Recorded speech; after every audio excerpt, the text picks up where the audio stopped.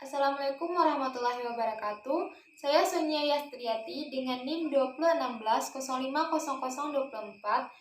dengan jurusan Perbankan Syariah kelas A akan menjelaskan tentang kegiatan usaha bank syariah dengan mata kuliah produk perbankan syariah. Nah, di sini ada kegiatan usaha bank syariah. Kegiatan usaha pada bank syariah ini ada 3, yaitu ada penghimpunan dana atau funding, penyaluran dana atau lending, dan jasa. Ini yang membedakannya dengan bank konvensional.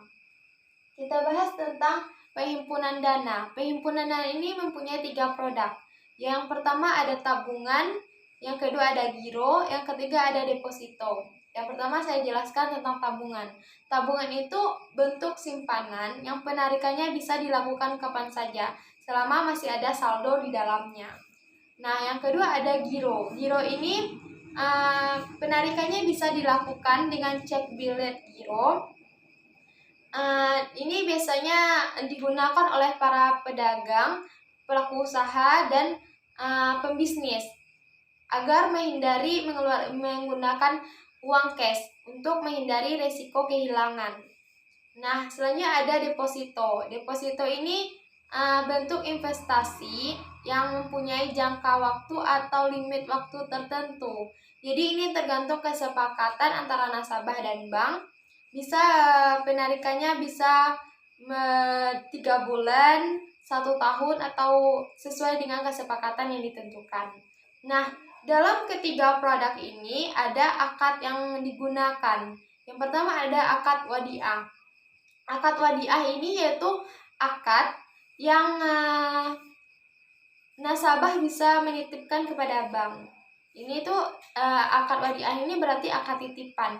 Jadi bank bisa menggunakan yang dititipkan oleh nasabah tersebut untuk investasi, dan apabila memperoleh keuntungan, bank bisa memberikan bonus kepada nasabah, tapi nasabah tersebut tidak bisa menuntut bank tersebut harus memberikan bonus, dengan syarat yaitu bonusnya itu tidak diperjanjikan di awal. Jadi bank bisa memberikan bonus dan bisa pula tidak memberikan bonus. Itu tergantung banknya sendiri. Selanjutnya ada mudharabah. Mudharabah ini bentuk kerjasama antara dua belah pihak, di mana pihak pertama memberikan modal, yaitu nasabah, dan bank boleh mempergunakan modal tersebut dan atau menginvestasikannya dengan keuntungan sesuai dengan kesepakatan.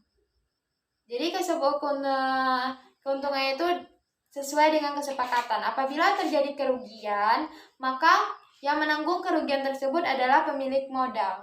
Nah, selanjutnya kita akan membahas tentang penyaluran dana atau lending. Di sini penyaluran dana itu ada jual beli, bagi hasil, dan sewa menyewa. Dalam jual beli ada murabahah, salam, dan istisna. Kita bahas tentang murabahah. Murabahah ini jual beli barang dengan margin.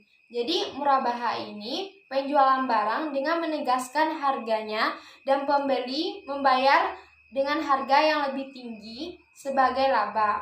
Contohnya membeli mobil. Di sini ada nasabah pergi ke bank syariah dan mengatakan ia ingin membeli mobil tersebut seharga 100 juta. Jadi bank tersebut pergi langsung untuk membeli mobil tersebut dengan harga 100 juta. Jadi pihak bank memberitahu kepada nasabah tersebut bila ia memberi harga mobil tersebut 100 juta. Jadi nasabah membayarnya 150 juta. Yang 50 juta itu sebagai laba yang diperoleh oleh bank. Selanjutnya ada salam. Salam ini jual beli barang dengan bayar di muka. Jadi jual beli ini itu sesuai dengan pesanan, bayar di muka dengan syarat tertentu. Contohnya hasil pertanian. Selanjutnya ada istisna, itu jual barang dengan pesanan. Jadi istisna ini jual barang dengan pemesanan dengan kriteria sesuai dengan pesanan tersebut. Contohnya pembangunan gedung. Jadi pembeli ingin membangun gedung sesuai kriterianya. Jadi pembeli tersebut memesan gedung sesuai kriterianya. Nah, selanjutnya kita akan membahas tentang bagi hasil, di mana akad yang digunakan adalah musyarakah dan mudharabah. Yang pertama ada kita bahas tentang musyarakah, yaitu musyarakah di mana akad kerjasama di mana si pengelola dan pemilik modal melakukan penggabungan modal untuk suatu usaha, untuk kemitraan, di mana kerugiannya ditanggung secara bersama-sama. Contohnya pembelian ruko. Nah, selanjutnya ada mudharabah. Mudharabah ini yaitu akad kerjasama di mana si pengelola tidak mengeluarkan modal karena modal 100% dari si pemilik modal. Di sini contohnya pembiayaan usaha potong ayam. Ini misalnya si pemodal memodalkan usaha untuk ayam ini.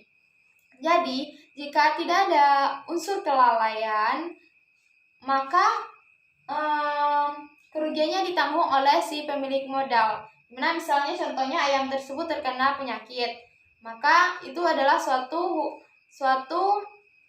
musibah. Jadi kerugiannya itu tidak disengajakan, maka kerugiannya ditanggung oleh si pemilik modal. Nah, selanjutnya kita akan bahas tentang sewa menyewa. Di sini ada ijarah dan ijarah mutayyah bin tamlik. Di mana ijarah adalah akad pemindahan hak guna atau manfaat atas suatu barang atau jasa dengan waktu tertentu melalui pembayaran sewa atau upah. Contohnya itu ada sewa ruko, bayar uang sekolah. Selanjutnya ada ijarah muntahyah bin tamlik, di mana ini tuh perjanjian sewa menyewa disertai dengan opsi atas kepemilikan suatu benda yang disewakan. Contohnya KPR jangka panjang. Nah, selanjutnya kita akan membahas tentang kegiatan usaha bank yang terakhir, ada pada jasa. Ini ada wakalah, kafalah, sraf, rahan, dan hiwalah. Kita bahas yang pertama, yaitu tentang wakalah. Wakalah ini akad yang digunakan oleh seseorang apabila ia membutuhkan orang lain untuk mengerjakan sesuatu yang tidak dapat dikerjakannya dan menyuruh orang tersebut melaksanakannya. Pengaplikasiannya pada bank adalah pada clearing, inkaso, dan transfer. Kemudian ada kafalah. Kafalah ini adalah akad yang mengandung kesanggupan seseorang untuk membayar kewajiban hutang orang lain apabila orang tersebut tidak dapat membayar kewajibannya hutangnya tersebut. Pengaplikasiannya pada bank adalah ada pada bank garansi. Selanjutnya kita bahas tentang sraf. Ini yaitu perjanjian jual valuta asing dengan valuta lain.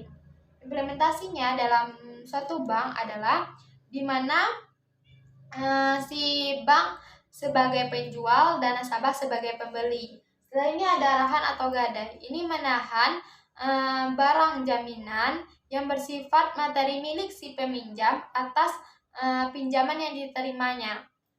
Aplikasinya pada bank adalah di mana rahan atau gadai ini sebagai akad pelengkap, artinya akad tambahan. Selanjutnya rahan ini sebagai akad produk sendiri.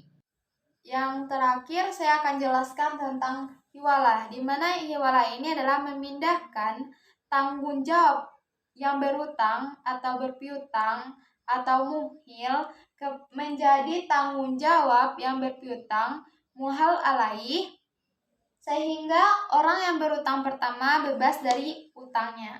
Aplikasinya pada lembaga keuangan syariah dalam bentuk kartu kredit. Contohnya adalah anjak piutang.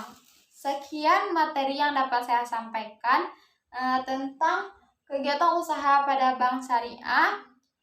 Assalamualaikum warahmatullahi wabarakatuh.